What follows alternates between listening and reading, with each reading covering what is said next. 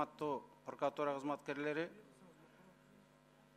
Бүгүнкү сиздин 1 жылдык отчетто жалпы жолунан баса белгилеп айтканда, ишиңиз баягы прокурор болуп кирип аткандагы берген убадаларыңызга жалпы жонунан мындай туура келди деген бааны берет элек. Коррупция менен күрөшүү боюнча ири суммаларды мамлекетке кайтаруу аракети болуп атат. Бул ТЭЦ, бул музей, бул айтор үрөйдү учулган, коомчулукта чоң резонансты пайда кылган коррупциялык иштердин бети ачылды. Ага сиздин тикелей, сиздин командаңыздын тикелей бир эмгеги бар деп муну баса белгилеп айтпасак болбойт.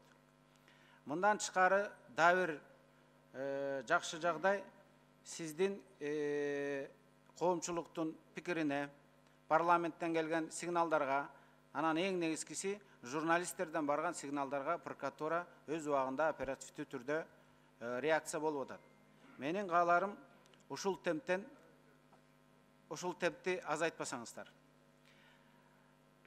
Бирок бир ушул сиздер тараптан же команданын арасынан же ошол сиздердин астыңыздардагы ушу бизге жооп берип аткан башкармачылыктын бир чала сабаттыгы жөнүндө мен бир баса белгилеп айтып кетейин.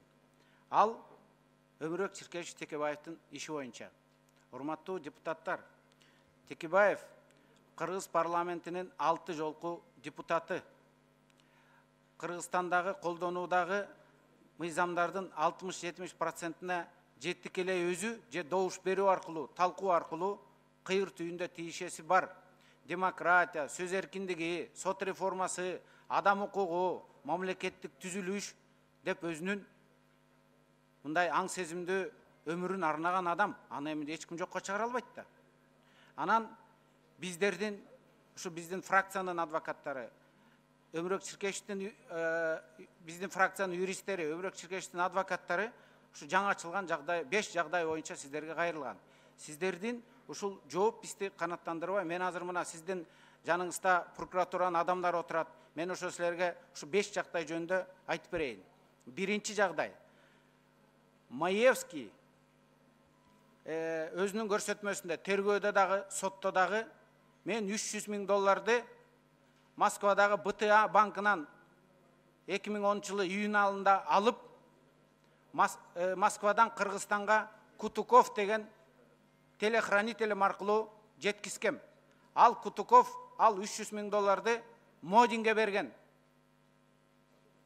деп айткан. Биздин адвокаттардын запросу боюнча Москвадагы БТА банкы июнь айында дагы, июль айында дагы БТА банктан эч ким Маевский 300 000 доллар алган эмес деген кагазды берген. Мындан тышкары биздин тергөөчүлөр эмес, ФСБнын, Москвадагы ФСБнын тергөөчүлөрү Кутуковду сурак алган. ФСБнын тергөөчүлөрүнө Кутуков жооп берип атып, мен Кыргызстанга июнда дагы, июлда да барган эмесмин. Эч кандай 300 000 долларды көргөн эмесмин, өткөн эмесмин, анын бардыгы калп деген көрсөтмөнү ФСБнын тергөөчүлөрүнө берген Кутуков. Экинчиси, ошол Модинге берди дегенде Модин да айткан, мен Текебаевга 300 000 доллар берген эмесмин, көргөн эмесмин, мен Маевскийдин айтканын гана божомолдоп атам деп. Бул далил эмес да. Бул мына 300 000 доллар боюнча. Эми 500 000 доллар боюнча. Анысы мындан да күлкүлүү. 500 000 доллар боюнча Маевский тергөөдөн дагы, соттон да айтып атат. Мен 500 000 долларды Москвага бир орус бала келген, ошондон бербейгем деп. Ал баланын паспортун билбейм, ксерокопиясы жок, атын билбейм, фамилиясын билбейм. Аны тергөөдө сураган жок, сотто сураган жок, анткени андай адам жок. Анан сотто экс-президент, экс-төрага, генералдар, канча деген мамлекеттик ишмерлер көрсөтмө беришти. А күнү биз менен болгон, биз отурганбыз андай эмес деп. Жок, бир эл аралык шылуун Маевскийге ишенип кесибийди. Мындан тышкары следственный экспериментте кайсы кабинетте кирип жолуктуң эле десе, Атамбаевдин кабинетин көрсөттү. Ал мына тергөө экспериментте видеокамераларда турат. Атамбаевдин кабинетин көрсөтүп атат. ушул жерде отурган кишиге кирип жолукканбыз деп. Демек ал Атамбаевка жолугуп атат, эгерде ошол чын болсо. Аны жок Текебаевка деп шылтап атат. Мына тергөөчүлөр. Мындан тышкары декларация, таможнянын декларациясынан, чегара декларациясынан аңдай акча Кыргызстанга кирген эмес. 300 миң да кирген эмес, 500 миң да кирген эмес. Анткени анын природада андай акча жок болгон. Анан эң негизгиси ошол Супарада кафесинде биз сүйлөшүп отурганбыз деген күнү 2010 жылдын май айында Чотонов, генерал Исмаил Исаков жана башка аскер кызматтары менен вертолет аркылуу Ошко учкан. Анткени ошол күнү Ош областындагы администрацияны чагымчыл күчтөр басып алып, Чотонов военныйлар менен Ошко вертолет менен учуп кеткен. Аны аэронавигация службасы бизге кагаз түрүндө берди. Ал силерде бар. Антсе прокуратуранын кызматкерлери эмне деп жооп берип атат? Атамбаевдин кабинетин адашып көрсөтүп алды да деп атат. Эми ушул аргументпи? Аэронавигация менен Чотонов ошол күнү Ошко учту десе, эми а күнү жарым саат сайын вертолет учуп турганда дейт. А күнү жарым саат сайын эмес, 5:21-де бир эле жолу вертолет учкан деп жазылып турат. Модиндин болсо ошол күнү биз Супарада отурдук деген күнү жанагы Нур Телекомдун телефонду геолокациясынын распечаткасын алып караганда, ал ошол маалда Супарада болгон эмес. Ал Бишкектин ар кайсы жеринде, Агропромдо, Церковто, ар кайсы строительный базарларда жүргөн. Ошол маалда ал Супарада болгон эмес.